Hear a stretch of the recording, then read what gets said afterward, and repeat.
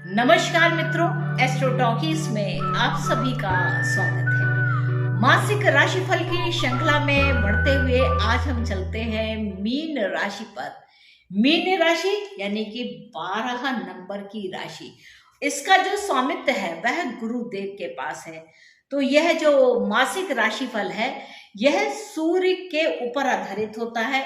जब सूर्य मकर राशि में होंगे तो वह मकर मास के नाम से जाना जाएगा। सूर्य जब कुंभ राशि में होंगे तो वह कुंभ मास के नाम से जाना जाएगा। तो इस प्रकार जब भी सूर्य जिस राशि से होकर के जाएंगे उस नाम से यह मास को पहचाना जाएगा।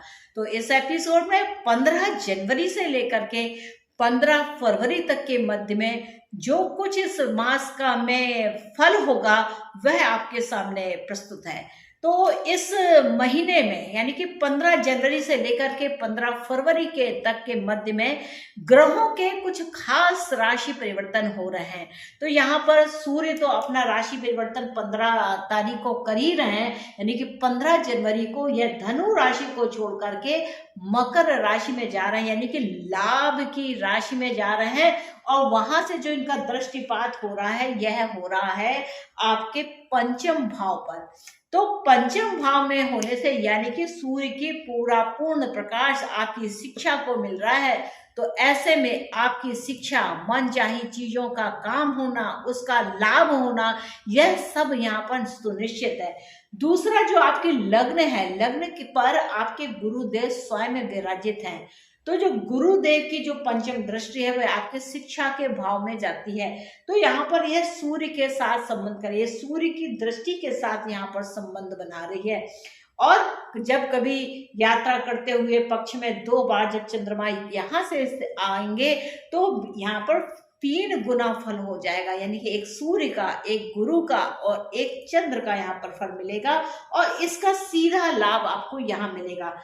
मकर राशि को अगर देखते हैं तो यहाँ पर कई ग्रहों का आना जाना होगा, यानी कि यहाँ पर कम से कम 3 और नहीं तो 4 ग्रहों का, यानी कि लाभ के मामले में यह जो महीना है वह आपके लिए बहुत ही ज्यादा हितकर है। दूसरा एक जो बड़ा राशि परिवर्तन है वह क्या है, वह शनि देव का राशि परिवर्तन है।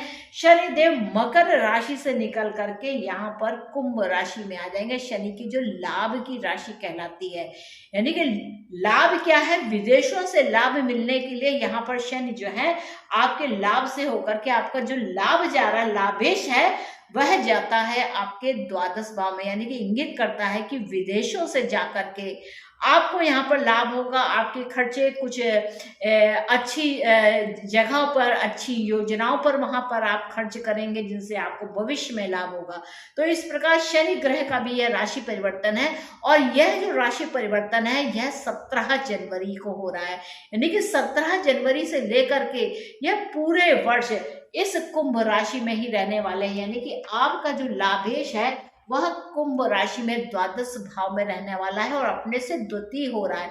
तो विदेश भाव आपका बहुत सुदृढ़ हो रहा है और ऐसे में आपको विदेश की यात्राएं, विदेश में शिक्षा को लेकर के आपका जो काम है या विदेश में जो सेवा है, क्योंकि शनि सेवक भी है, तो यह आपकी स्थितियों को बहुत ही सुदृढ़ बनाता है। बुध देव की अगर बात की जाए तो बुध देव क्या है, आपके धनु राशि में स्थित है। अभी यह धनु राशि में स्थित है और यह 13 जनवरी को उदय हो जाएंगे, क्योंकि यह सूर्य की आभा से दूर हो जाएंगे। और 18 जनवरी को यह धनु राशि में मार्गी हो जाएंगे।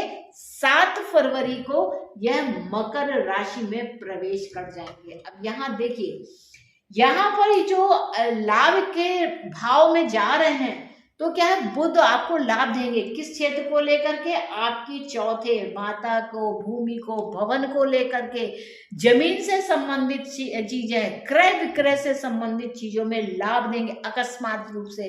अगर आपको जमीन खरीदना चाहते हैं तो यह जो समय यानी कि 7 फरवरी के बाद का जो समय है वह बहुत ज्यादा लाभ देने वाला होगा। साथ में यह आपके जीवन साथी का भी भाव रखता है, तो संघर्ष के साथ यहाँ पर विजय दिलाने का काम करता है। देखा जाए तो क्या है, 1 2 3 4 5 पंचम भाव, 5वीं भाव आ जाता है जहां पर बुध स्थित होंगे। तो ऐसे में आपको माता के संबंध में भी बहुत अच्छा लाभ है और जीवन साथी को लेकर के, क्योंकि गुरु की सीधे यहाँ पर दृष्टि भी पड़ रही है। तो ये क्या है, आपका अगर विवाह अभी तक नहीं हुआ है तो ऐसे में आपका विवाह हो जाने की पूर्ण संभावना दिखाई देती है कि इस समय पर आपका जो विवाह है वह तय हो जाए। शुक्र देव की बात की जाए तो शुक्र वैसे भी कहीं भी रहे, मीन राशि वाले जो जातक होते हैं उनके लिए बहुत लाभदायी फल देने वाले होते हैं। तो 15 जनवरी से 22 जनवरी के मध्य में शुक्र देव मकर राशि में रहेंगे, यानी कि लग्नेश को अगर देखें तो ये लग्न पर ही अगर आश्रित है। साथ में अगर देखें तो आपकी मेहनत का भाव और विरासत का जो भाव है वह लाभ दे रहा है। तो यहाँ पर कुछ अकस्मात से आपके धन की वृद्धि हो, आपको विभिन्न स्रोतों से यहाँ पर आमदनी हो, क्योंकि यहाँ पर 3 ग्रहों का और 4 ग्रहों का एकादश भाव में इकट्ठे होने का मतलब है कि आपके जो आय के स्रोत हैं वह एक से ज्यादा या 2 से भी ज्यादा हो सकते हैं। तो इस प्रकार 22 जनवरी से लेकर के 15 फरवरी तक के मध्य में जो शुक्र देव हैं वह आपको यहाँ पर लाभ देने के लिए उपस्थित रहेंगे। मंगल की बात की जाए तो मंगल देव आपकी वृषभ राशि में स्थित है। 12 जनवरी से यह मार्गी हो जाएंगे और 15 फरवरी तक यह यहाँ पर तृतीय भाव में ही स्थित रहेंगे, यानी कि मेहनत बहुत करेंगे, भाई बहनों से मतलब भर के संबंध होंगे, ज्यादा मतलब नहीं रखेंगे, लेकिन आप यहाँ पर बिल्कुल एकाग्रचित होकर के बहुत मेहनत करेंगे और यह आपके भाग्य को भी देखते हैं। तो भाग्येश होकर के यह मंगल यहाँ पर आपके शुक्र की राशि में स्थित है और शुक्र की राशि का जो स्वामी है वह जहां पर मंगल उच्च के होते हैं वहां स्थित है। तो सोचिएगा कि यहाँ पर भाग्य की दृष्टि से आपके आमदनी के स्रोत बहुत ज्यादा मजबूत हो रहे हैं। आपको यहाँ पर बहुत ज्यादा इजाफा होगा, आपके नए लोगों से फ्रेंडशिप हो सकती है, आपको अपने कजिन से बहुत लाभ हो सकता है। आप ऐसी मित्रता करेंगे जिसमें आपके मित्र आपको अच्छे सुझाव देंगे जिससे आपको लाभ प्राप्त हो। गुरु की बात की जाए तो गुरु इस पूरे मास में क्या अप्रैल तक, यह 22 अप्रैल तक इसी राशि में रहेंगे और आपके तीनों ही त्रिकोण इस समय एक्टिवेशन में रहेंगे। साथ में जीवन साथी का भाव, अगर आप कोई व्यापार करना चाहते हैं, कोई व्यवसाय करना चाहते हैं, पार्टनरशिप के साथ काम करना चाहते हैं, तो यह जो समय है, यह जो मास है वह बहुत ही सही होगा। राहु और केतु की अगर बात की जाए तो राहु देव महाराज आपके द्वितीय भाव में है, यानी कि आप बहुत ज्यादा डिमांडिंग हो रहे हैं किस लिए, कि धन कैसे कलेक्ट हो, और इसके लिए आप जो वाणी है, वाणी में काफी तेजी भी रखते हैं, काफी स्वभाव में काफी तेजी होती है, कुछ ऐसा विचित्र खाने का मन करता है जो चीजें हो ही ना। अब जो केतु है वह आपके विरासत के भाव में है, तो आपके अंदर कुछ ऐसी स्पिरिचुअलिटी की बातें भी उभर सकती हैं, क्योंकि ये जो आपकी राशि है ये स्पिरिचुअलिटी से संबंध रखती है और केतु भी कहीं ना कहीं माया मोह से छोड़ करके बात करते हैं, यानी कि कुछ स्पिरिचुअलिटी की बात करते हैं। केतु अष्टम भाव में होने के कारण यहाँ पर आप उन गहराइयों को समझने का काम करेंगे कि आखिर यह जो स्पिरिचुअल जर्नी है वह किस प्रकार से हो, इसका रहस्य क्या है, इसको आप जानने का प्रयास करेंगे। और अगर आपकी इस समय केतु की महादशा चल रही है तो यह वह समय है कि जब आपका मूलाधार चक्र एक्टिवेशन में आ जाए। तो अष्टम भाव में जब कोई ग्रह होता है और उस ग्रह की महादशा अगर आरंभ हो जाए तो यहाँ पर आपके मूलाधार का चक्र का एक्टिवेशन आरंभ हो जाता है, यानी कि यह वही समय होता है जिस समय आप इस सृष्टि को जानने के लिए उस जिज्ञासा को पूर्ण करने के लिए आप काम करने का मन करते हैं और उन गहराइयों को जानने का प्रयास करते हैं कि आखिर इसका रहस्य क्या है। तो ऐसे रहस्यों को आप उजागर करने की क्षमता रखते हैं। यहाँ पर आपको अगर देखा जाए तो ये कुल मिलाकर के ये जो मास है इसमें नुकसान बहुत कम है। चंद्रमा की अगर बात की जाए तो हर 2.25 दिन में यह एक राशि में रहता है और जब जब चंद्रमा अच्छे भाव से होके गुजरेगा, अच्छे भाव से निकलेगा, अपनी उच्च की अवस्था से रहेगा, तो यह बहुत ही अच्छे परिणाम देने वाला बनेगा। साथ में आप यहाँ देखिए कि चंद्रमा जो है आपके जब वृश्चिक राशि में भी आ जाएंगे, जब पक्ष के कृष्ण पक्ष और शुक्ल पक्ष के दौरान में 2 बार ऐसा होगा, यानी कि 5 दिन के लिए चंद्रमा जो है वह वृश्चिक राशि से निकलेंगे, लेकिन भाव नवम है। भाव नवम होने के कारण यहाँ पर चंद्रमा के आपको निगेटिव परिणाम नहीं मिलेंगे, आपके अंदर धार्मिक प्रवृत्ति और ज्यादा बढ़ जाएगी। तो ये चंद्रमा का फल है। चंद्रमा एक राशि में 2.25 दिन रहता है, आपके मन के अंदर बहुत उमड़ घुमड़ चलते हुए आप काम करते हैं, यानी कि चंद्रमा का काम ही है निरंतर चलते रहना, मन के विचार लगातार निरंतर चलते रहते हैं। अब उपासना के रूप में या उपाय के रूप में अगर कहा जाए तो आप पीले वस्त्रों का प्रयोग करें, साथ में भगवान को यानी कि विष्णु भगवान को या नारायण भगवान को, विष्णु नारायण को, लक्ष्मी नारायण को आप पीले जो पुष्प है वह अर्पित करें। आप चाहें तो रेशमी वस्त्र का आप चोला उनको पहना सकते हैं।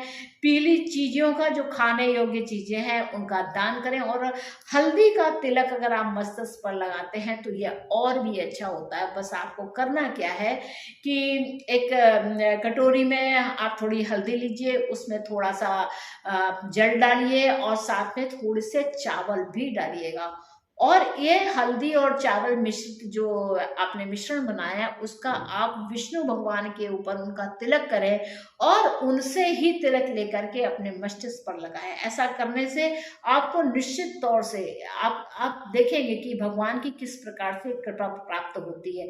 तो विष्णु क्या है, ज्ञान के देवता है। तो जब आप मस्तिष्क पर हल्दी का धारण करते हैं तो विष्णु की आपको आशीर्वाद मिलती है, यानी कि ज्ञान चक्षु आपके खुल जाते हैं। वैसे भी ये जो मूलाधार चक्र है वह एक्टिवेशन में है, तो ऐसे में आपके जो ज्ञान के चक्षु होंगे वह निश्चित तौर से खुलेंगे और जिससे आप बहुत कुछ साफ साफ देख सकेंगे। तो इस प्रकार का ये पूरा इस समय पर ग्रहों की स्थितियां रहने वाली। आप देखिए तो यहाँ पर आप एक्टिवेशन क्या देखेंगे, लाभ का जो भाव है अगर आप देखिए तो ये जो लाभ का भाव है वह बहुत ज्यादा जबरदस्त एक्टिवेशन है। 3 ग्रह और चंद्रमा भी जब यात्रा करते हुए यहाँ पहुंच जाते हैं तो ये 4 ग्रह हो जाते हैं। गुरु की दृष्टि से देखा जाए तो ये यहाँ पर दृष्टि डाले और यहाँ से यह लाभ को देखे तो ज्ञान के चक्षुओं के द्वारा आप यहाँ पर लाभ अर्जन कर रहे हैं। आपके यहाँ पर 4 ग्रह हो जा रहे हैं और शनि आपके साथ में सहयोग कर रहे हैं, यानी कि आपका जो कर्म है वह आपका सहयोग कर रहा है। लाभ से द्वितीय है, यानी कि उस कोष को भर रहा है, लाभ को भर रहा है। आप खर्च करेंगे लेकिन क्या है उससे भी आपको लाभ ही मिलने वाला बन जाएगा। तो इस प्रकार की कुल मिलाकर यहाँ पर देखिए मेहनत के भाव का स्वामी भी यहीं पर है, आपकी जमीन जायदाद का स्वामी भी यहीं पर है, आपके जीवन साथी के भाव का भी स्वामी यहीं पर है। साथ में अगर पंचम देखा जाए तो षष्ठ भाव आपके नौकरी सेवा के अवसरों को यह बढ़ाता हुआ समय दिखाई दे रहा है, यानी कि नौकरी पेशा को लेकर के भी यहाँ पर आपको लाभ मिल रहा है, जीवन साथी को लेकर के, माता को लेकर के, मेहनत को लेकर के, साथ में भाग्य को। यहाँ पर देखिए गुरु की और शनि की दशम दृष्टि है, तो यानी कि इस समय कैरियर को लेकर के आपका भाग्य पूर्ण रूप से यहाँ पर सहयोग देने के लिए तैयार बैठा है। बस आपको थोड़े से उपाय ही करने होंगे। आप यह उपाय अगर कर लेते हैं, आप हल्दी का तिलक लगा लेते हैं, विष्णु भगवान की पूजा कर लेते हैं, आप नारायण कवच पढ़ लेते हैं, विष्णु सहस्त्र नाम पढ़ लेते हैं, कोई भी जो ज्ञान चक्षु खोलती हो ऐसी कोई चालीसा पढ़ते हैं तो आपका जो भाग्य है वो पूरी तरीके से आपका सहयोग करेगा। तो मित्रों ये था मीन राशि वाले जातकों के लिए 15 जनवरी से लेकर के 15 फरवरी तक के मध्य का मकर मास को लेकर के मासिक राशिफल, और आशा है कि आपको यह एपिसोड अच्छा लगा होगा और आपने मेरे इस एपिसोड को अगर एंजॉय किया है तो कृपया चैनल को लाइक कीजिए, इसको शेयर कीजिए और सब्सक्राइब करना मत भूलिएगा, क्योंकि जब आप सब्सक्राइब करेंगे तभी आपको मेरे एपिसोड्स मिल सकेंगे।